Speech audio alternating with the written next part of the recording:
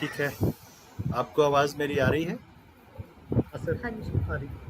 चलिए, अब ये ढाई आखर प्रेम का जो हमारी लाइव स्ट्रीमिंग चलती है, उसमें हम लोग के साथ आज एक तीसरा खूबसूरत और जांबाज जोड़ा है। और हम लोग ये तीसरी बार एक इंटर रिलीजियस कपल, जिसे अंतर धार्मिक जोड़ा कहते हैं, उसके साथ बात कर रहे हैं।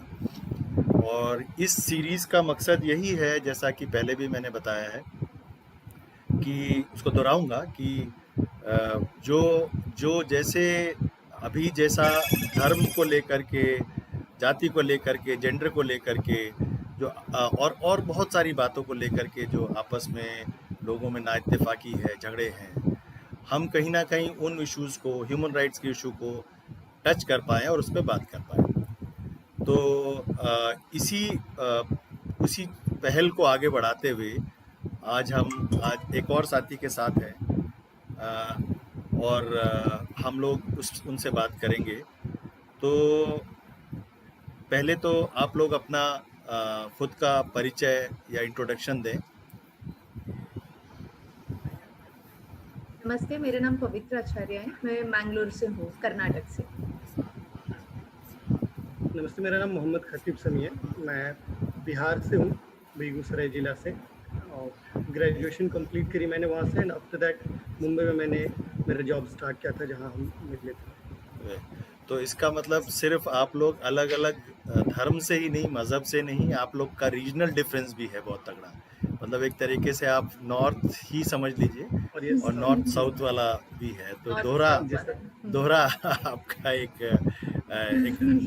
साथ आ रहा है, तो डबली चैलेंजिंग हो inter religion and inter territory. हाँ जी सर। जी जी जी।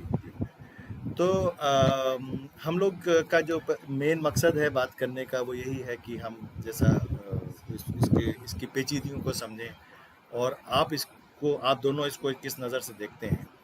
तो सबसे पहले तो ये कि आप लोग अभी फ़िलहाल शादीशुदा हैं। कितना वक्त हो गया शादी हुए आपको?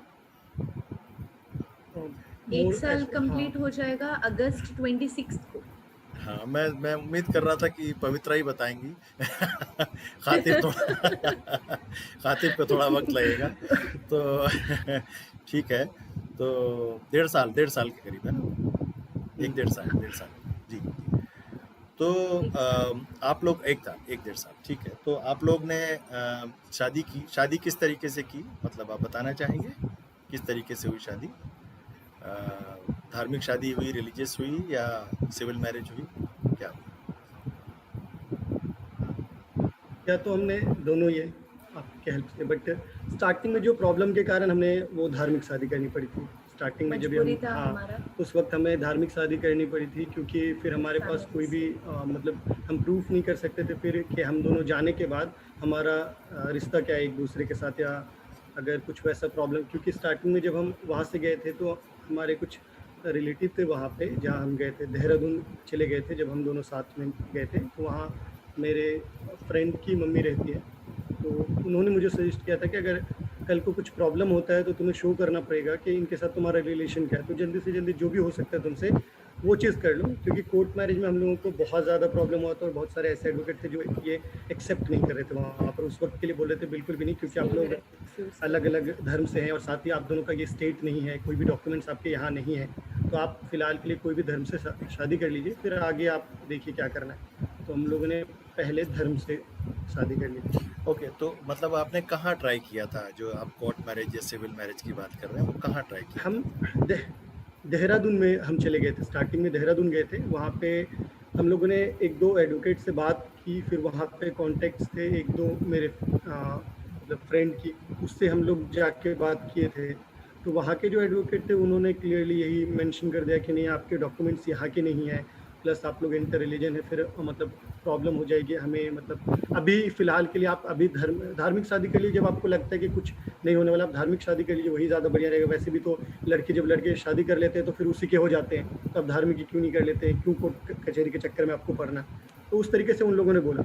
एंड देन जब भी धार्मिक शादी के लिए भी वहाँ पे गए थे, तो मतलब वहाँ के जो मौलाना या फिर जो भी पंडित थे, क्योंकि जिनके यहाँ हम स्टे कर रहे थे वो एक हिंदू फैमिली थे, वो मनीषा आंटी हमारे एक फ्रेंड की मम्मी है, तो हम लोगों ने दोनों भी धर्म में स्टार्टिंग में ट्राई किया था, बट वहाँ पे उन दोनों ने भी मना कर दिया कि आपका घर भी नहीं है, यहाँ पर हम नहीं कर पाएंगे धार्मिक शादी के लिए भी। तो हमें धार्मिक शादी के लिए जॉब को पाउस करके 3 दिन के लिए हमें बिहार जाना पड़ा था, एंड वहाँ से फिर निकाह करके वापस हम देहरादून चले आए थे। तो मतलब जो आप बात बता रहे हैं, मैं उस पर थोड़ा सा और रोशनी डालना चाहूँगा सुनने वालों के लिए कि एक तो सबसे बड़ा जो मसला आता है वो आता है जुरिस्डिक्शन का, मतलब आप जहाँ रह रहे हैं उसका कोई आपके पास प्रूफ होना चाहिए, प्रमाण होना चाहिए कि आप वहाँ रह रहे हैं, तब आप वहाँ से अप्लाई कर सकते हैं। तो जैसा आप बता रहे हैं देहरादून में आपके पास नहीं रहा होगा क्योंकि आप बिहार से हैं और आप उधर से साउथ से हैं, तो नहीं रहा होगा, तो ये जो कानूनन चक्कर है वो तो आया। लेकिन इसके अलावा भी रिलीजियस मैरिज या मजहबी शादी भी करने में दिक्कत आई क्योंकि लोग इससे बहुत ज़्यादा डरते हैं, है ना, बहुत ज़्यादा डरते हैं। जैसे हालात हैं उसमें डर वाजिब भी है कि भाई कुछ हो जाएगा किसी पे, तो आप लोग को जाकर के बिहार से ही करना पड़ा, जहाँ पे जाहिर बात है आपकी जान पहचान रही होगी या क्योंकि आप वहाँ के हैं तो आसान रहा होगा।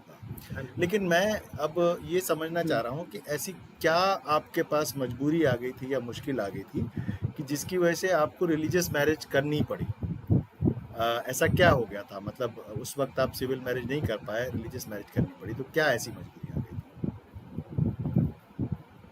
रीज़न यही था कि स्टार्टिंग में जैसे हम लोग मुंबई में मिले थे 2016 में, तो हम लोगों ने मतलब फर्स्ट मेरी ग्रेजुएशन कंप्लीट हुई और हम मुंबई चले गए, और सेम इसके साथ भी था, हम लोग एक ही ऑर्गेनाइजेशन को स्टार्टिंग में ज्वाइन किया और कंटिन्यूसली उसी में रिलेशनशिप में आ गए।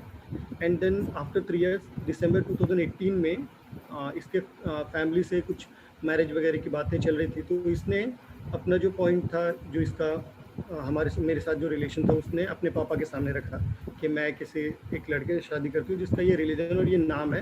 तो इसके पापा उसी वक्त डायरेक्टली मतलब नो के क्लियरली उसको मुंबई से रेजिग्नेशन, और मुझे वहाँ पे रिज़ाइन करना पड़ा। ये भी मेरी मजबूरी थी। पापा ने मेरे को वहाँ पे रिज़ाइन करवा के मेरा होम टाउन पर लेके गए जो मैंगलोर में है।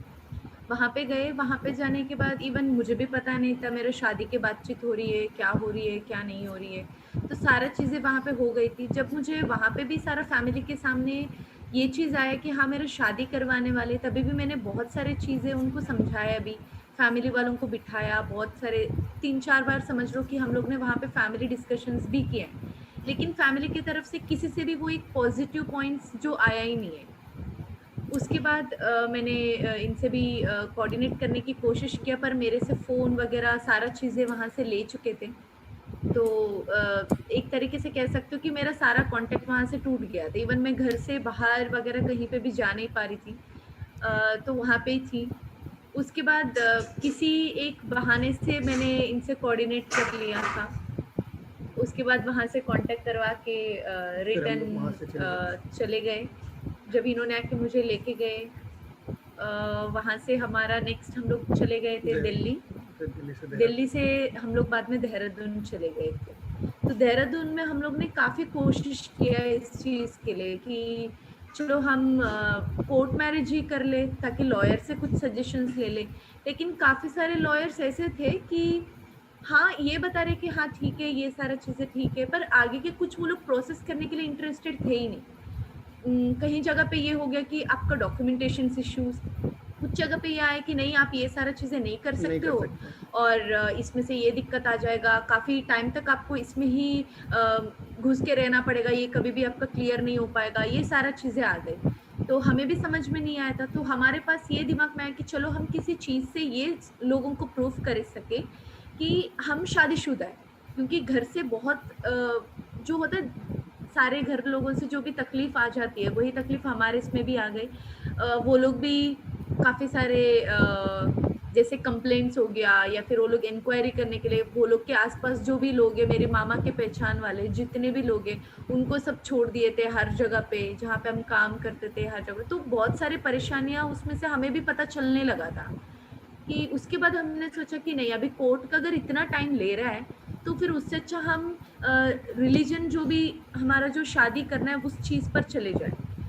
पर उसके लिए भी जब गए तो हर जगह पे उसी के लिए भी दिक्कत आ गई, तो उस चीज़ की वजह से हमें बाद में सोचा कि चलो अगर हिंदू या फिर वो मुसलमान किसी धर्म से भी हम शादी करना चाह रहे तो वो वहाँ पे नहीं हो पा रही थी जहाँ पे हम रहते थे, जो वहाँ पे देहरादून में। उसके बाद इन्होंने इनके दोस्त से कांटेक्ट किया तो उन्होंने बोला कि ठीक है आप बिहार आ सकते हो। तो हम जहाँ पे वो जॉब लग ही रही थी, 1-2 दिन ही हुआ था जॉब का, तो वो छोड़ के हमें जाना पड़ा बिहार जाना पड़ा। तो वहाँ पे जाके इनके दोस्त से कांटेक्ट होके वहाँ पे हमें निकाह का ही एक ऑप्शन बची थी, क्योंकि वहाँ पे भी हिंदू जब भी हमें शादी करना पड़ा था, हम लोग ने वहाँ के भी लोगों से जब बात किया तो वो लोग ने भी काफ़ी सारे वहाँ पे भी रिस्ट्रिक्ट करने लगे थे। तो रेस्ट ऑफ द थिंग वहाँ पे हम लोग को ये ऑप्शन ही मिला था कि चलो हम ये इस्लामिक तरीके से हम शादी करें, तो वो करना पड़ा। वहाँ से हमारा निकाह भी हो गया, तो वो एक हमारे पास डॉक्यूमेंट हो गया कि हाँ हम अभी शादी कर चुके हैं, मेरे फैमिली से भी या फिर जिस डर से हम लोगों ने शादी की थी धार्मिक, वो डर हमारा बरकरार ही रहा, क्योंकि हमें जैसे मतलब पहले तो हम इसको लेके मैं वहाँ से मैंगलोर से भाग के ही चला आया था दिल्ली। तो उसके बाद फिर मुझे यहाँ पे उसके कुछ दोस्त थे वहाँ मैंगलोर में, जिससे इसको पता चला था उसके फैमिली में क्या हो रहा है नहीं हो रहा है। तो उन्होंने वही सर्च वगैरह करना स्टार्ट कर दिया था सारे चीज़ों के साथ। तो हमें फिर उसी के कारण फिर दिल्ली से देहरादून आना पड़ा। और धार्मिक शादी के बाद भी 3 या 4 दिन हुए रहेंगे, मैं ऑफिस में था और फिर पुलिस वालों के साथ इसके पापा एंड मामा आके इसको लेके चले गए वापस इस शादी के बाद। तो मतलब एक चीज़ हाँ, जो आपकी बात सुन करके यही पता चल रहा है कि कितना मुश्किल है आप किसी भी इंसान, दो लोगों के लिए अपनी मर्जी से शादी करना, और ख़ास करके जब वो दो अलग मज़हब के हों तब और भी मुश्किल हो जाता है, क्योंकि ना उसमें धार्मिक कोई साथ देने को तैयार है, ना कानून उसमें साथ दे रहा है। तो ये बहुत बड़ी पेचीदगी है जो आप रख रहे हैं, और मजबूरन, जैसे आप कह रहे हैं कि मजबूरन, है ना चाहते हुए भी कोई एक रास्ता तो निकालना था, करना पड़ रहा है। तो वो आपने किया। तो लेकिन ये मुझे जैसा याद पड़ रहा है कि हमें खातिब ने कांटेक्ट किया था, है ना, खातिब ने हमें हमारे धनक तक संपर्क किया था।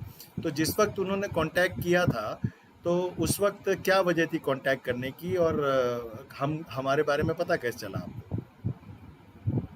मतलब जिनके घर पे मैं स्टे कर रहा था देहरादून में, वो पलाश शर्मा नाम उनका, वो न्यूज़ 24 में ब्यूरो चीफ थे। तो उन्होंने वहाँ पे सारा चीज़ मतलब एसपी एसएसपी जो वहाँ के डिस्ट्रिक्ट मजिस्ट्रेट थे सभी से कोऑर्डिनेट किया कि हमारे पास प्रूफ है कि इनकी शादी हो चुकी है धार्मिक। इनको ज़बरदस्ती पुलिस वाले और मैंगलोर के जो पुलिस थे वहाँ से इसके पापा मामा लेके चले गए सारा चीज़। बट वहाँ के जो भी जितने भी मतलब कानूनी तौर पे जो भी कार्रवाई हो सकती थी हम लोगों ने किया, लेकिन कोई एक्शन उसके ऊपर लिया ही नहीं गया। मतलब आगे बात बढ़ाई ही नहीं गई, ना रिटर्न में हुआ, सिर्फ वर्बली सामने में बात कर ली, ठीक है हम एक्शन लेंगे, हम देखते हैं। फिर मैं वापस बिहार चला गया था। फिर बिहार में थोड़े से फ्रेंड लोगों के पहचान थे जिसके रिगार्डिंग मैं वहाँ पे जाके हमारे जो टाउन के एसपी थे उनसे बात किया था। फिर एसएसपी हमारी थी पटना एसएसपी में मैंने बात किया था वहाँ पे जाके। तो उन्होंने क्लियरली, मेरे पास ईमेल भी है जो मैंने बाद में वो चीज़ फॉरवर्ड की थी, मतलब सामने से ईमेल सेंड किया था पूरे कंप्लेन के साथ एंड फोटोज़ के साथ। उन्होंने फॉरवर्ड कर दिया कि ये हमारे जगह का है ही नहीं। बिहार में ये कहा गया कि आप रहने वाले बिहार के ज़रूर हैं, लेकिन आप मिले उनसे मुंबई में, आपने बेंगलोर से उन्हें भगाया और देहरादून में स्टे किया, और फिर देहरादून से पुलिस वापस लेके चली गई। तो ये हमारे टेरिटरी में आता ही नहीं है, आपको वापस बेंगलोर में ये सारी चीज़ करना पड़ेगा। आपके संतुष्टि के लिए हम ये मैटर जो है फॉरवर्ड कर देते हैं वहाँ के एसएसपी को। फिर मैं बेंगलोर भी वापस गया था, वहाँ के कुछ एडवोकेट से मैंने पता की। तो पता करने के बाद ये पता चला कि इन लोगों ने कोई कंप्लेन भी नहीं किया, ना कोई किडनैप केस, ना मिसिंग केस, कुछ नहीं। सिर्फ पैसे के बदौलत इसके मामा ने पुलिस वगैरह सभी को पुलिस को लेके और इसको वहाँ से देहरादून से उठा के ले गए। इवन मिसिंग कंप्लेन तक नहीं। अगर कोई कंप्लेन हो तो मैं उस पर केस लड़ सकूँ या कुछ करूँ कि मैं धार्मिक तरीके से मैंने शादी की है, मेरी पत्नी है जिसको जबरन उठा के लेके गया। मेरे पास प्रूफ तो है लेकिन कोई केस नहीं।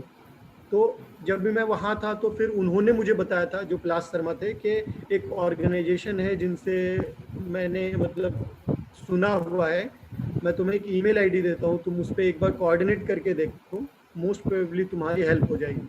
तो मैं पटना में मेरे जो फैमिली एडवोकेट थे उनसे बात भी कर रहा था थोड़ी सी, और उसी बीच में मैंने आपको ईमेल किया था जिसके रिगार्डिंग मुझे पॉजिटिव रिस्पांस मिला। तो फिर मैंने जो एडवोकेट से बात करा तो वो मैं लेट इट भी करके मैं कंटिन्यूसली आपसे कोऑर्डिनेट करने लगा। तो जैसा समझ में आ रहा है कि काफ़ी पेचीदगी आई और पुलिस भी जो है, क्योंकि जुरिस्डिक्शन को लेकर के कभी कुछ और बन रही थी बात, हाँ तो काफ़ी मुश्किल भरा दौर था। तो जब पवित्रा आपको वापस ले गए थे तो आपको कहाँ रखा गया था? आपको घर पे ही रखा गया था या कहीं और रख दिया गया था? क्या नहीं हुआ था? नहीं, मेरे को यहाँ से काफ़ी सारे पुलिस एंड मैंगलोर का ही पुलिस वाले थे, वो लोग ने लेके गए। लेके जाने के बाद वहाँ पे प्रज्ञा स्वाधार सेंटर है, जो वहाँ पे रखा गया। वहाँ पे काफ़ी दिन तक अप्रॉक्स 15 दिन, हाँ 14-15 डेज तो हुई है, तो वहाँ पे मेरे को रखा गया था वो लोग। हुँ, अच्छा। तो वहाँ पे मतलब और वो मतलब आप अपनी मर्ज़ी के खिलाफ रखी जा रही थी? मतलब ऐसा कि आप रहना चाह रही थी वहाँ पे या आपको नहीं, रख नहीं, नहीं, नहीं, तो एक तरीके से मेरे को बंद कर यहाँ से दिया? जब भी, हाँ जी, हाँ जी, वहाँ पे भी मेरे को बंद कर दिया। यहाँ से जाते वक़्त भी मैंने तो मेरे तरफ से जितना नॉलेज है उतने सारे चीज़ें पूछा था कि कुछ एफआईआर हुआ है। उन्होंने यही बोला था कि हम लोग ने मिसिंग कंप्लेंट वगैरह डाल दिए हैं, वो डाल दिए, ये डाल दिए। तो इवन लेटर तक भी वो लोग ने दिखाया था। इवन सब चीज़ फेक ही था, कुछ भी हुँ, वैलिड नहीं था वहाँ पे। तो वहाँ से लेके जाने के बाद मुझे देहरादून स्टेशन में लेके गए। इवन मेरे यही क्वेश्चन्स था, अगर आप लोग किसी ने अगर कंप्लेंट किया है, मिसिंग कंप्लेंट या फिर किसी चीज़ की कंप्लेंट किया है, हुँ, तो मैं क्या देहरादून में रह के नहीं लड़ सकती हूँ? क्योंकि ये तो अपने जॉब के लिए गए हुए थे। जी, तो मेरे यही वो लोग से रिक्वेस्ट भी यही था कि एटलीस्ट ये आने तक तो रुक जाओ, ताकि हुँ, हम लोग इसके रिगार्डिंग बात कर सकें। तो जी, वहाँ के जो मैंगलोर के पुलिस वाले थे, इवन मेरे मामा के साथ जो भी आए हुए थे, तो वो लोग ने उस चीज़ के लिए मौका ही नहीं दिया। उन्होंने एक यही तरीके से कहा कि फोर्सफुली हाँ, वो लेके एक ही चले तरीके से गए। बता सकती हूँ कि मुझे फोर्सफुली जो होता है ना कि रूल्स एंड रेगुलेशंस ये है, हमारे कॉन्स्टिट्यूशन ये कहता है, तो मुझे अगर केस किया गया है या फिर मिसिंग केस किया गया है मैंगलोर पे, तो लड़की को मुझे मैंगलोर ही लेके जाना पड़ेगा और वो लड़का भी मैंगलोर से ही केस लड़के बाद में लड़की को रिटर्न लेके आना पड़ेगा। हुँ, ये चीज़ की बात रखी गई थी। तो इवन इस चीज़ के हमारे पास नॉलेज तो था नहीं, तो हमने ठीक है वहाँ से लेके गए, लेकिन आगे का कुछ नहीं हो पाया। मतलब जब मुझ में वहाँ पे लेके गए, जब स्टेशन में बातचीत चल रही थी, तो वहाँ पे ऐसे कुछ कंप्लेंट था ही नहीं। डायरेक्टली उनका कहना हो गया, हाँ लड़की आ गई, ठीक है आप अभी लेके जाइए। ये चीज़ मेरे पापा और मेरे मामा को कहा गया। तो मेरा ये क्वेश्चन हो गया, अगर कंप्लेंट किया गया है तो किसी के सामने तो आप पेश करोगे मुझे, वो चाहे जज हो या फिर किसी के सामने तो मुझे पेश करोगे। लेकिन यहाँ पे किसी चीज़ की, मुझे लेके गए थे रात के कुछ 3-4 बजे के करीब हम रीच हुए थे, तो उस टाइम में कुछ भी नहीं था। तो उसके बाद उन्होंने, जब मैंने भी उस चीज़ के लिए काफ़ी सारे आर्गुमेंट करने लगी, तो मुझे डायरेक्टली प्रज्ञा स्वाधार सेंटर पे भेजा गया, तो वहाँ पे रखा गया। वहाँ पे बताया गया कि आपको 1 दिन के लिए रखा जाएगा और आफ्टर 24 आवर्स हम लोग आपका पेश कर देंगे, ठीक है? तो इस चीज़ के लिए बातचीत चल रही थी, लेकिन वो 1 दिन छोड़ के मेरा 15 दिन निकल गया। ओह! ना ही किसी से मिलाना, ना ही किसी से बातचीत करवाना, किसी से नहीं। जब 6-7 दिन हो गया, जब मेरी एक होता है ना कि जो ज़िद हो या फिर किसी तरीके से क्वेश्चन करना सामने वालों को, तो जब वहाँ पे जो लेडी थे, जब उनको ये लगा कि नहीं हमें अभी किसी के सामने पेश करना है, तो वहाँ पे मुझे उनके जो प्रज्ञा स्वाधार सेंटर को जो हैंडल करते थे, उनके सामने रखा गया था। हुँ, उसके तो बाद में जब मैंने हुँ, बहुत मुश्किल से मैंने इनसे वहाँ पे कांटेक्ट किया गया था, क्योंकि इन्होंने भी काफ़ी क्वेरीज किया वहाँ पे, मतलब इंक्वायरी करने की काफ़ी कोशिश किया। जहाँ-जहाँ पे ये गए वहाँ-वहाँ पे लॉयर ने ना ही प्रॉपर सजेस्ट किए, ना ही वहाँ पे किसी जगह पे भी किसी तरीके के कन्फर्मेशंस नहीं मिल पाए। नहीं तो मतलब ये पता चल रहा है कि कैसे अथॉरिटीज़ ने पावर का मिसयूज़ किया। मतलब आप बालिग हैं, हुँ, बालिग हुँ। होने के बावजूद भी, आपके कहने के बावजूद भी आपको बंद रखा गया और छोड़ा नहीं हाँ। गया। तो जब हमें पता हुँ, चला, खातिब ने कॉन्टैक्ट किया, तो हमारे लिए भी एक सवाल ये खड़ा हो गया था कि कैसे हम उनको वहाँ से निकलवाएँ। अब अच्छी बात ये थी कि वहाँ पे हमारे जान-पहचान के कुछ साथी निकल आए, वो ढूँढा गया और फिरा जो है federation of Indian nationalist association, हुँ, उनको कॉन्टैक्ट किया गया और वहाँ उनका थोड़ी पहुँच है, वहाँ पहचान है, वहाँ काम है। तो फिर वहाँ पे जो जो साथी हैं नरेंद्र और विद्या दिनकर, उन्होंने उन्होंने मदद की और उनकी मदद से फिर उन्होंने पुलिस से बात की और फिर उनको आपको मौका मिला वहाँ से निकलने का। मुझे याद है सुबह 5 बजे मैं आपको लेने गया था एयरपोर्ट से लेके आया था। सुबह तो ये तो जर्नी पूरी कानून की वहाँ की हो गई। पर अब जैसा आपने पहले बताया कि आपको मजबूरन रिलीजियस मैरिज करनी और पड़ी और वो भी निकाह करना पड़ा, तो उसके बाद आपको आपने उसको फिर मैरिज को क्या स्पेशल मैरिज में रजिस्टर करवाया, और करवाया तो क्यों करवाया, ये भी मैं समझना चाहूँगा। जब उस वक्त फोर्सफुली मतलब कोई मतलब कुछ ऑप्शन ही नहीं था, एक मजबूरी थी, तो हम लोगों ने वो चीज़ कर लिया था और कहीं से कोई रास्ता नहीं था। जिस तरीके से वहाँ पे भी इसको रखा गया था, मेरे पास कोई मतलब कहीं से मैं कोऑर्डिनेट ही नहीं कर पा रहा था और ना कानूनी कोई मदद हो पा रही थी। जब लास्ट में आपकी तरफ से वो पॉजिटिव रिस्पांस मिला था और जब मैं देख रहा हूँ कि वो वापस आ रही है और मैं आपके पास दिल्ली आ रहा हूँ, देन मुझे वो अंडरस्टैंड हुआ था कि चलो कोई एक मतलब एक ऐसा वे है, एक कोई है पर्सन, एक ऑर्गेनाइजेशन है जो इस चीज़ के लिए वर्क कर रहे हैं और यहाँ पे मुझे कोई भी काम मजबूरी में नहीं करना पड़े।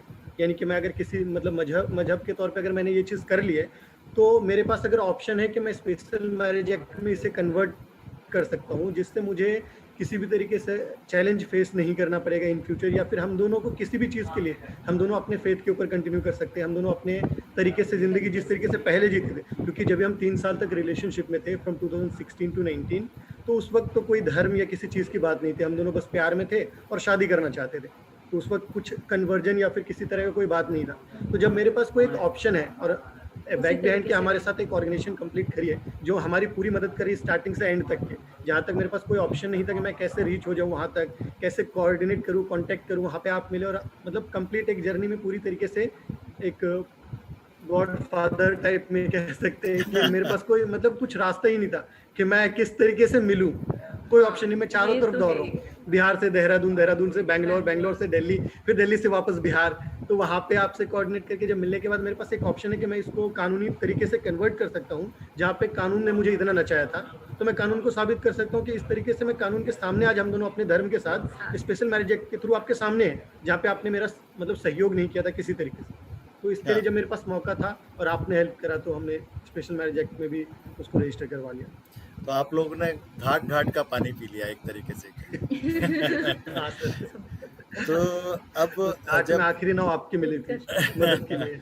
नहीं, तो फिर आपने शायद कोर्ट से प्रोटेक्शन वगैरह भी लिया दिल्ली से, आपने कुछ जी हाँ, तो यहाँ से दिल्ली हाई कोर्ट से ये जो हमें हाँ, क्योंकि जब हम आपके पास वापस आए थे तो जो हमारे साथ जो पास्ट जो हमने देख लिया था, किस तरीके से बिना एफआईआर के लेके चले गए थे, जबरदस्ती एक 15-16 दिन तक एक ऐसे जगह पे रहना जहाँ एवरीडे इसकी काउंसलिंग की जाती थी ताकि ये अपना बयान बदल ले, किस तरह का एक्शन ले ले, कुछ भी।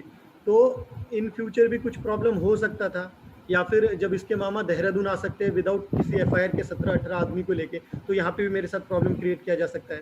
तो जब वहाँ पे मेरे पास एक ऑप्शन है कि मैं यहाँ पे कोर्ट का या फिर पुलिस का प्रोटेक्शन ले सकता हूँ और मुझे लेना भी चाहिए, तो फिर उस वक्त हमें उस चीज़ को करना पड़ा कि हमें कोर्ट से प्रोटेक्शन लेना पड़ा। चलिए, हाँ, कुछ बोलना चाह रही हैं पवित्रा, कुछ बोलना चाह रही हैं? नहीं, यहाँ पे बार बार नाम मेंशन करना चाह रही है क्योंकि धनक से भी हमें मदद जो मिली है, उसके साथ साथ हमें जो कोर्ट में जो हम लोग का जो प्रोटेक्शंस का हो या फिर हमारा हर एक चीज़ वहाँ पे पॉजिटिव हो गया। उत्कर्ष सर भी थे वहाँ पे, तो इस चीज़ के लिए मैं चाह रही थी कि उनका भी नाम मेंशन करना तो बहुत बनता है। उत्कर्ष के आप Exactly. जिन्होंने आपका मदद की जी। तो अब ये तो पूरा हमारा जो है कानूनी पहलू हो गया है ना। इसमें मैं थोड़ा सा एक चीज़ और ऐड कर देना चाहूँगा कि अक्सर जो है ना, लोग समझते हैं कि special marriage act, court marriage जो है, शादी होती है सिर्फ वो सॉल्मनाइज होती है, मतलब पहली बार जो है वो मैरिज ऑफिसर करवाता है जो कि सरकारी मुलाजिम होता है। लेकिन स्पेशल मैरिज एक्ट में एक और प्रोविज़न है जिसमें ये हो सकता है कि कोई भी रिलीजियस मैरिज हुई हो तो उसको आप स्पेशल मैरिज एक्ट में रजिस्टर करवा सकते हैं और वो फिर मैरिज सिविल हो जाएगी। मतलब वो मैरिज जो है किसी भी पर्सनल लॉ या हिंदू लॉ या किसी भी रिलीजियस लॉ से गवर्न नहीं होगी। तो कोई भी डिस्प्यूट रिलेटेड टू मैरिज अगर होता है कभी भविष्य में, खुदा ना करे ऐसा होता है, तो वो it will be governed by civil laws of India, है ना। It won't be governed by any religious law. चलिए तो अब हाँ, तो ये तो हो गई पूरी कानूनन और पूरा जो उसका मामला हो गया। तो अब आप अपने आप को मतलब क्या अब आप क्या करते हैं? आप व्हाट डू यू फॉलो? आप दोनों मानते हैं, एक मानते हैं या मानते नहीं हैं? अभी क्या सिचुएशन है? अब मैं रिलीजन की बात कर रहा नहीं, अलग अलग ये मतलब जो हम पहले फॉलो किया करते थे एक दूसरे के साथ होने के बावजूद भी, उसी तरीके से वैसे अभी भी हम फॉलो कर रहे हैं। हूँ। अच्छा, तो जो जो डर था जिस पहले तरीके से माँ बाप का, वो डर अब कुछ कम हुआ देख करके या वो वैसी के वैसी बरकरार है उनका? नहीं, अभी काफ़ी कम हो चुका है। धीरे-धीरे हम लोग ने भी काफ़ी कोशिश की फैमिली को समझाना या फिर फैमिली को ये बताना कि वो लोग का यही डर था कि मेरे फैमिली से जब मैंने बातचीत कर रही थी, तभी मेरे फैमिली का यही कहना हो गया कि अभी तुम लोग प्यार में हो, इसके लिए तुम लोग को लग रहा है कि हाँ, ये सारी चीज़ें सही है, आगे जाके देखो क्या परेशानी आ जाएगी, तब तुम जी, लोग एक-दूसरे के साथ कैसे दोगे? सारा फैमिली वगैरह अलग-अलग कोई सपोर्ट ही नहीं करेंगे, ना ही लड़की की तरफ से, ना ही लड़के की तरफ से, तभी तुम लोग कैसे जियोगे? वो सारी चीज़ें। आज हाँ, शायद उसी चीज़ के वो लोग ने एक टाइप के समझ लो कि चैलेंज ही था हमारे लिए वो चीज़। आज हम दोनों उस चीज़ के मतलब जो स्टैंड लिए अपने आप को एंड हर जगह से हम स्टेबल हो चुके हैं। तो अभी दोनों फैमिली से भी हमें कोई दिक्कत नहीं है। मतलब पहले में हम लोग ने हमारा फैमिली को धीरे-धीरे समझा के हाँ, ये हम लोग ने जो डिसीज़न लिया है ये गलत नहीं है। ये जी, ऐसे-ऐसे चल रहा है, अभी ठीक-ठाक है सारा चीज़ें। जब उनको सैटिस्फाई हो गए इस चीज़ में, वो लोग को लगा हाँ, हम लोग से मिले, बातचीत किए, इनसे फैमिली से भी बातचीत किए, तो सारा चीज़ें होने के बाद उनको लगा कि हाँ, ठीक है अभी तो फिर। चलिए ठीक है, ये अच्छी बात है। मतलब ये कम से कम ये आपकी फैमिली जो है सुन करके और देख करके उनको कुछ सेटिस्फेक्शन हुआ कि नहीं, जैसा हमने सोचा था वैसा नहीं है, ये बेहतर हुँ। है, कमा खा रहे हैं और अच्छे से हाँ, रह हाँ, रहे हैं। हाँ। जी, तो अब ये मैं पूछना चाह रहा था कि जैसे उस वक़्त आपका जो इतना उथल-पुथल हुई, अलग-अलग राज्यों में गए, अलग स्टेट्स में गए, तो जॉब लूज़ हो गया आपका? जॉब तो चला ही गया होगा एक तरीके से? हाँ, जॉब का अगर मैं बता दूँ आपको, मेरा और इनका बीच में तो हम लोग को जॉब छोड़ना भी पड़ा था। एक बार हम लोग ने देहरादून में लेफ्ट करना पड़ा था और एक बार जब भी हम लोग यहाँ पे आए थे, यहाँ पे हमारा कोई जॉब के लिए उतना तकलीफ नहीं हुई थी। एक तो क्योंकि धनक का ऑलरेडी हम लोग ने सपोर्ट लिए थे और प्रोटेक्शंस भी चल रही थी हमारा, तो वहाँ पे वहाँ से हम लोग को कोई दिक्कत नहीं हुई है। हुँ, यहाँ पे आने के बाद जब हम लोग दिल्ली में आए, जब धनक का सपोर्ट लिए, जब प्रोटेक्शन लिया धनक से, धनक ने हमें इस चीज़ के लिए मदद किया, उसके बाद हमें किसी भी तरीके के जॉब के लिए हो इस तरीके से दिक्कत नहीं हुई। लेकिन हाँ, पहले जो था हम लोग को बहुत सफ़र होना पड़ा था हाँ, उस नहीं मतलब जॉब को लेके। कहने का मतलब यही है कि देखिए, जब लोग कहते हैं कि इसमें मुश्किल आएगी, चुनौती होगी, चाहे पेरेंट्स है, जो भी कहते हैं, तो वो यही कहीं न कहीं बताना चाहते हैं और ये भी दिखाना चाहते हैं कि हम तो तुम्हें मदद नहीं करेंगे। तो हाँ, तुम अपने आप ही अपने फाइनेंशियली पैर पे तुम खड़ा होना है सेल्फ तुम्हें। लोगे। तो ये तो है, ये हाँ, हर एक के लिए और हर सुनने वाले और हर जो सोच रहा है कि मुझे करना है, उसको ये समझ के चलना पड़ेगा करना कि शुरू पड़ेगा। में जॉब भी जा सकती है, शुरू में फैमिली भी छूट सकती है, तमाम मुश्किलें आ सकती हैं, है ना? तो अब फिर आप लोगों ने दिल्ली में आकर के जॉब अपना कंटिन्यू किया और दिल्ली में ही आपने फिर एक तरीके से ठहर गए, एक तरीके से दिल्ली में ही रुक गए, है ना? ये मिडिल मुनासिब में। लगा आपको। जी, तो अब जो आपके दोस्त-वोस्त हैं या कलीग्स हैं जहाँ आप जॉब कर रहे हैं, तो उनका क्या मतलब, जब उनको मालूम है आप लोग you are married to a different person of a different faith, not different person with a different faith, है ना? तो उनका क्या रिस्पॉन्स रहता है? मतलब वो क्या कुछ हैरान होते हैं, खुश होते हैं या नाराज़ होते हैं? क्या रिस्पॉन्स रहता है? किसी-किसी का फेस में तो बहुत बड़ा क्वेश्चन मार्क किया जाता है, क्या हाँ, तुम लोग ने ऐसे कर लिए? हाँ, और ऐसा हो गया? ये चीज़ के क्वेश्चन मार्क आ जाता है। पर हाँ अभी सब लोगों को हाँ, एक तरीके से बता सकते हैं कि वो लोग बहुत खुश भी है हम लोग को देख के और हाँ, शॉक भी हो जाते हैं इस चीज़ को स्टार्टिंग लेके। में तो शॉक भी हो जाते हैं, स्ट्रेंज भी मतलब उनका व्यू हो जाता है कि स्ट्रेंज टाइप में इतने दिनों से हम अपने कलीग को पहचाने हैं, लेकिन जब उसके मैरिड लाइफ के रिगार्डिंग मुझे अंडरस्टैंड हुआ कि ये लोग इंटरफेथ में है, फिर मतलब बिल्कुल स्ट्रेंज वे में कि कभी वो जानते ही नहीं था, उस तरीके से क्वेश्चन आंसर स्टार्ट हो जाता है। क्या बात कर रहे हो तुम? कि क्या नाम है? कहाँ से है, तुमने कैसे कर लिया ये चीज। हाँ। मतलब ऐसा लग रहा है जैसे वो फर्स्ट इंटरफेस कपल से बात कर रहा है, मतलब पहला है हम उनके सामने में जिन्होंने पहला के सामने कपल होगा जो ऐसा कर रहा है, उस तरीके से उसका क्वेश्चन आंसर हो जाता है और उनको बहुत चैलेंजिंग लगता है कि ये चीज हो गया, मतलब ऐसा कैसे हो गया, इस तरीके से क्वेश्चन आंसर हो जाता है। नहीं तो ये एक वजह ये भी है हम लोग का लाइव स्ट्रीमिंग करने का कि ये बताना कि ये बहुत ही मतलब लोग रह सकते हैं इसमें और रह रहे हैं, बहुत सारे लोग रह भी रहे हैं, क्योंकि लोगों के मन में क्यूरियोसिटी होना एक नॉर्मल सी बात है, क्योंकि वो नई चीज़ नहीं है, लेकिन ऐसा होता नहीं है और इतना इसमें बवाल होता है, तो इसलिए वो उनको दूसरी चीज़ ये कि जो होते भी हैं ना वो अक्सर छुपा लेते हैं, वो आइडेंटिटी छुपा लेते हैं अपनी वाइफ की या उसकी या पार्टनर की, तो ये भी कहीं ना कहीं निकल के आनी ज़रूरी है कि भाई इसमें कोई ऐसी चीज़ नहीं है, हमने कानूनन किया और सोच समझ के किया। चलिए, तो ये एक और अच्छी बात निकल के आई। थोड़ा सा आप अपने पुराने दोस्तों के साथ टच में हैं क्या, जो पुराने थे पहले? हैं? अच्छा, तो ये तो अच्छी बात है। अक्सर ये होता है कि वो भी ख़त्म हो जाते हैं, वो कहते हैं नहीं जी अब हम नहीं पढ़ रहे, हमारी मुश्किल हो जाएगी या कुछ हो जाएगा, तो पुराने दोस्तों के भी टच में।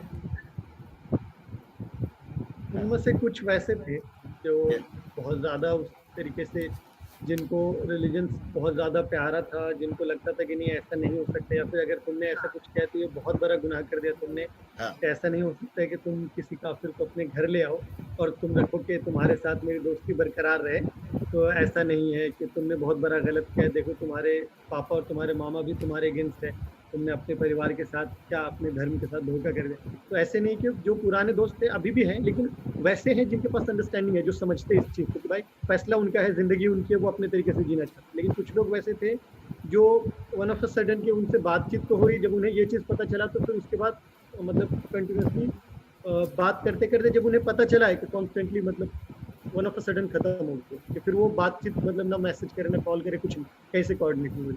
तो वैसे कुछ दोस्त थे जो साथी जो छूट गए, लेकिन जिनको अंडरस्टैंडिंग थी वो अभी भी साथ में। पवित्र आपके साथ?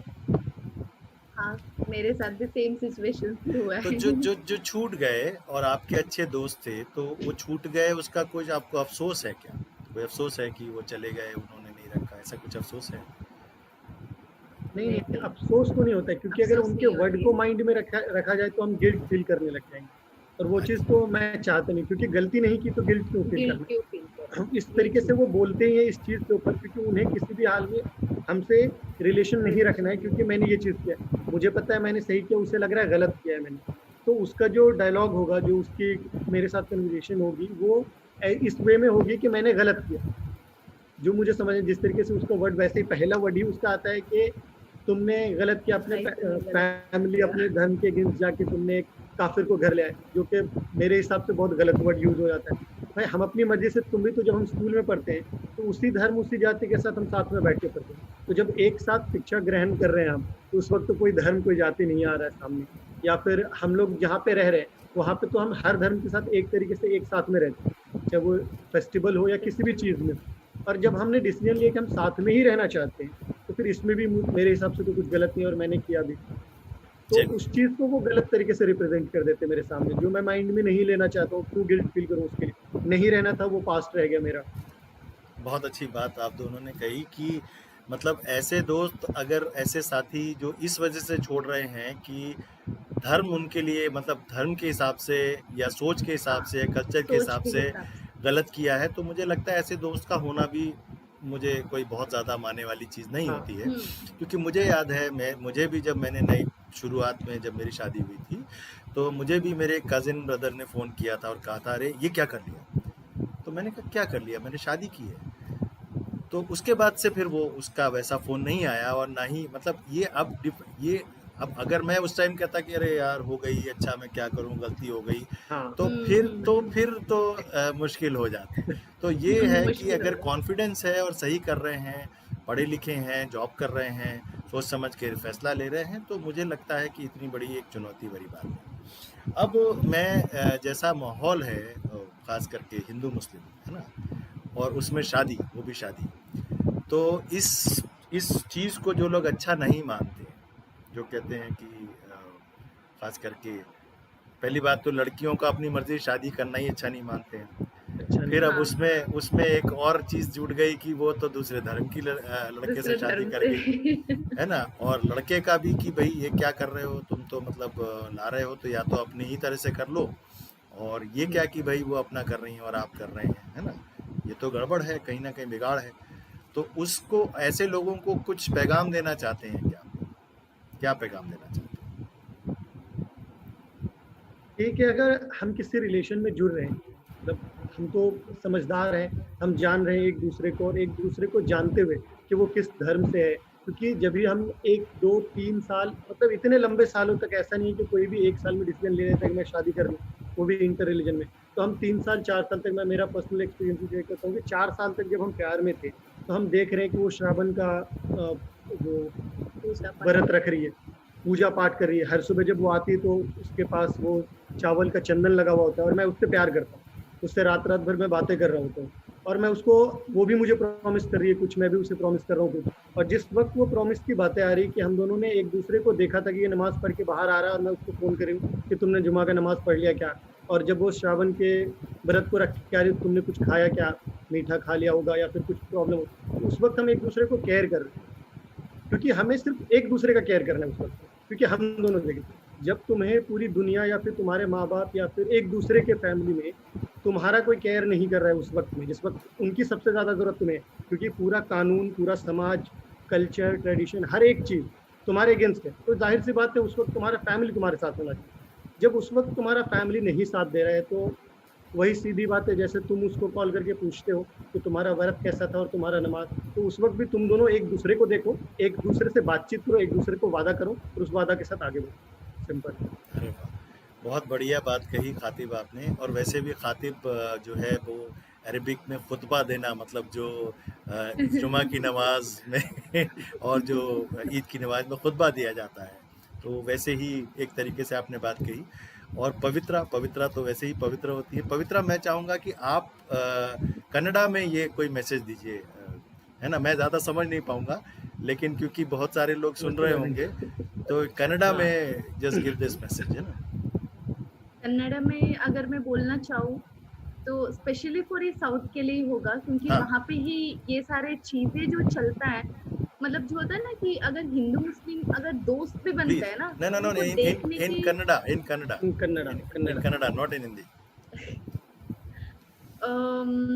ಕನ್ನಡದಲ್ಲಿ ಹೇಳಬೇಕು ಅಂತ ಹೇಳಿದ್ರೆ, ಮ್ಯಾಂಗ್ಳೂರ್ನವ್ರಿಗೆ ನಾನು ಮೇನ್ ಆಗಿ ಹೇಳಬೇಕು, ಸ್ಪೆಷಲಿ ಅಂದ್ರೆ ಸೌತ್ನವರಿಗೇನೆ, ಯಾರಾದ್ರೂ ಇಂಟರ್ ರಿಲಿಜನ್ ಮದುವೆ ಮಾಡಬೇಕು ಅಂತ ಅನ್ಕೊಂಡಿದ್ರೆ ಅವರು ಪ್ಲೀಸ್ ಅದನ್ನ ಫೇಸ್ ಮಾಡಿಕೊಂಡು, ಫ್ಯಾಮಿಲಿಯವರನ್ನ ಕನ್ವಿನ್ಸ್ ಮಾಡಿಕೊಂಡು, ಅಥವಾ ಅವ್ರನ್ನ ಫೇಸ್ ಮಾಡಿಕೊಂಡು ಓಡೋಗ್ಬಿಟ್ಟು ಏನಾದರೂ ನೀವು ಮದುವೆ ಏನಾದರೂ ಮಾಡ್ಕೊಂಡ್ರೆ ಅವ್ರಿಗೆ ಅದನ್ನ ಅರ್ಥ ಮಾಡಿಸ್ಕೊಳ್ಳಿ. ಅಂದ್ರೆ ನಾವು ಏನ್ ಮದುವೆ ಮಾಡ್ಕೊಂಡಿದೀವಿ ಇದು ತಪ್ಪಲ್ಲ, ಇದು ಸರಿಯಾದ ಅಂದ್ರೆ ನಾವು ದಾರಿಯಲ್ಲೇ ನಡೀತಾ ಇದ್ದೀವಿ ಅನ್ನೋ ಒಂದು ಅವ್ರಿಗೂ ಒಂದು ಕಾನ್ಫಿಡೆಂಟ್ ಕೊಟ್ರೆ, ಅವರು ಮೇ ಬಿ ನಿಮ್ ಫ್ಯಾಮಿಲಿಯವರು ನಿಮ್ಗೆ ಒಂದು ಹೆಲ್ಪ್ ಮಾಡ್ಬೋದು.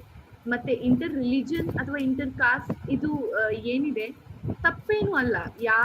ಪ್ರೀತಿಸುವಾಗ ನೀವೇನು ಹುಡುಗ ಹುಡುಗಿ ಯಾವ ಧರ್ಮದವರು ಅಂತ ನೀವು ಅನ್ಕೊಳ್ಳೋದಿಲ್ಲ ಅಂತ ಹೇಳಿದ್ರೆ, ಸೊ ಮದುವೆ ಆಗ್ಬೇಕಾದ್ರೂ ಅಥವಾ ಫ್ಯಾಮಿಲಿಯವರು ಈ ಧರ್ಮ, ಈ ಹಿಂದೂ ಮುಸ್ಲಿಂ ಅನ್ನೋ ಅಥವಾ ಕ್ರಿಶ್ಚಿಯನೋ ಅಥವಾ ಬೇರೆ ಯಾವ ಜಾತಿ ಧರ್ಮ ಅಂತ ನೋಡ್ಕೊಳ್ಳೋದು ತಪ್ಪಾಗೋಗ್ಬಿಡುತ್ತೆ. ಸೊ ಎಲ್ಲ ಪೇರೆಂಟ್ಸ್ಗೂ ನಾನು ಹೇಳೋದು ಒಂದೇ ವಿಷಯ, ಅರ್ಥ ಮಾಡ್ಕೊಳ್ಳಿ ಅವ್ರ ಫೀಲಿಂಗ್ ಏನು, ಅವ್ರು ಏನು ಹೇಗಿದ್ದಾರೆ, ಏನಕ್ಕೋಸ್ಕರ ಈ ಡಿಸಿಷನ್ ತಗೊಂಡಿದ್ದಾರೆ. ನಾಳೆ ಎಲ್ಲಿಯಾದ್ರೂ ದೊಡ್ಡ ಅನಾಹುತ ಆಗೋದಕ್ಕಿಂತ ನೀವು ಅವಾಗ್ಲೇ ಅವ್ರನ್ನ ಅರ್ಥ ಮಾಡ್ಕೊಂಡು ಅವ್ರಿಗೆ ಸಪೋರ್ಟ್ ಮಾಡಿದ್ರೆ मे बी और ಎಲ್ಲಿಯಾದ್ರೂ ಹ್ಯಾಪಿಯಾಗಿ ಇರ್ಬೋದು. शुक्रिया पवित्रा। मैं तो कुछ ज्यादा समझ नहीं पाया, बीच बीच के शब्द मैंने पकड़े। खातिब, आप समझ रहे हैं कुछ? सेम सर, थोड़ा सा ही समझ रहा हूँ, जब से थोड़ा साथ समझ में थोड़ा सा जल्दी सीख जाइए, थोड़ी सीख जाइए, जल्दी सीख जाऊंगा हाँ, मैं। लेकिन ये है कि जो लोग समझते हैं, जो इसकी भाषा का ध्यान रखते हैं, समझ है, उन्होंने जाहिर बात है समझा होगा। तो यही मतलब हमारा इस पूरे प्रोग्राम का मकसद ही है कि डाइवर्सिटी कितनी ज़रूरी है ना। अलग अलग विविधता जिसे कहते हैं कितनी ज़रूरी है, किसी भी रिश्ते को बनाए रखने में, उसको रिच बनाने में कितनी ज़रूरी है। तो वो आप दोनों उसकी एक बहुत अच्छी मिसाल हैं। ना सिर्फ मज़हब, ना सिर्फ रीजन और लैंग्वेज, मुझे लगता है खाने का भी थोड़ा बहुत डाइवर्सिटी होगी। बहुत सर। तो उस कितना मज़ा, मतलब कितना अच्छा होता होगा, कितना मज़ा आता होगा। ये आपकी ज़िंदगी को और रिच बनाएगी और यही पैगाम है लोगों को कि आपको अगर मज़हब या मज़हब की पेचीदगी या मज़हब को छोड़ दीजिए, बाकी जो रिचुअल हैं या जो रोकते हैं आपको इंसान बनने से, उसको बहुत ज़्यादा समझने के लिए पढ़ने की ज़रूरत नहीं है। जैसा कि हमारे प्रोग्राम का भी नाम है ढाई आखर प्रेम का, है ना। बहुत ज़्यादा पंडित और मौलवी होने की ज़रूरत नहीं है आपको समझने की। आप जैसे लोग ही, मैं ये नहीं कह रहा कि आप लोग कम पढ़ लिखे हैं लेकिन आप जैसे लोग ही ये एक बहुत बड़ा पैगाम है लोगों के लिए कि देखिए कैसे डाइवर्सिटी होते हुए भी सब कुछ, जिसे विषमताएं कहते हैं, डिफरेंसेस होते हुए सिर्फ दिमाग में नहीं है लेकिन बाकी चीज़ों में हैं, और धीरे धीरे एक दूसरे से सीख रहे हैं। मतलब कोशिश ये है कि हम उससे सीखें, बजाय ये कि उसको अलग करें, उससे दकार करें, उससे दूर जाएं। तो ये आप दोनों के साथ आने से मुझे लगता है कि आपसे जुड़े जो भी लोग हैं और ख़ास करके पेरेंट्स, उनकी भी लर्निंग होगी, आपके जान पहचान वाले लोगों की भी लर्निंग होगी। ये एक पैगाम कहीं ना कहीं जाएगा कि देखिए ऐसे लोग रह सकते हैं तो हम लोग क्यों नहीं रह सकते। तो मुझे लगता है कि आज इसी थॉट पर हम अपने तीसरे लाइव स्ट्रीमिंग को ख़त्म करते हैं एक बहुत अच्छे नोट पर। और आप लोग का बहुत बहुत शुक्रिया आने के लिए। और अगली बार हम लोग, इस बार उम्मीद करता हूं कि ऑडियो की प्रॉब्लम नहीं हुई होगी, क्योंकि पिछली 2 बार में ऑडियो की प्रॉब्लम हुई है। तो देखते हैं, होपफुली नहीं हुई होगी और ये लोगों को पसंद आएगा। तो अगली बार फिर हम एक और साथी को लेकर, 2 साथियों को लेके आएंगे जो हो सकता है कि इंटरकास्ट बैकग्राउंड से हों, क्योंकि कास्ट भी एक बहुत बड़ा चुनौती है, उस पर बात करेंगे। तो शुक्रिया बहुत बहुत आने के लिए, बात करने के लिए, अपनी बात खुल के रखने के लिए, क्योंकि ये बहुत मुश्किल है ऐसे लोगों का आकर के खुल के कह पाना। तो अगर आप लोग आ रहे हैं और बात कर रहे हैं तो बहुत बड़ी बात है। ये एक पैगाम जाता है लोगों को कि इसमें कोई, मतलब ऐसी कोई बात नहीं है जिसको लेकर के घबराना चाहिए। और ख़ास करके लोग और पेरेंट्स को भी ये समझना चाहिए कि देखिए ऐसी बहुत सारे लोग हैं, सिर्फ फिल्मों में और या हाई स्टेटस में या एकदम बिलो उसमें, जैसे कहते हैं लो कास्ट में, नहीं है, सब जगह है। तो ये आम बात है और इसको अगर आप नेचुरली देखेंगे तो उसमें कोई बुराई भी नहीं, और वैसे ही देखना भी चाहिए, वैसे ही देखना भी चाहिए। ऑलरेडी जो प्रैक्टिकली हम जी रहे हैं तो उसमें तो हम एक्सपीरियंस कर ही चुके ऑलरेडी कि हमें तो किस तरह का कुछ चेंजेस नहीं लग रहा। बहुत, हम तो जैसे हैं कि अगर वैसे भी हो जाते तो भी हम ऐसे ही होते। चलिए, बहुत अच्छी बात है। तो शुक्रिया बहुत बहुत। और आप लोग का खाना नहीं हुआ होगा, माफ़ कीजिए मैंने आप लोग को खाने के लिए रोक दिया। तो प्लीज, स्पेशली थैंक्स टू धनक, क्योंकि हमें ये अपॉर्चुनिटीज दे दी है कि नहीं, कुछ काफी टाइम के बाद हम आके सारा काम करते हैं। हम अगर अपनी बात भी नहीं रखे तो फिर कुछ फायदा ही नहीं। चलिए, बहुत अच्छी बात है। ये आपका बड़प्पन है, बल्कि आपकी हिम्मत है जिसकी वजह से हम आपके साथ जुड़ पा रहे हैं और बात कर पा रहे हैं। तो शुक्रिया बहुत बहुत। गुड नाइट, शब बखैर। बाकी सभी देखने वालों को मेरा सलाम और नमस्ते, और सबको सबरंगी सलाम। चलिए, शुक्रिया।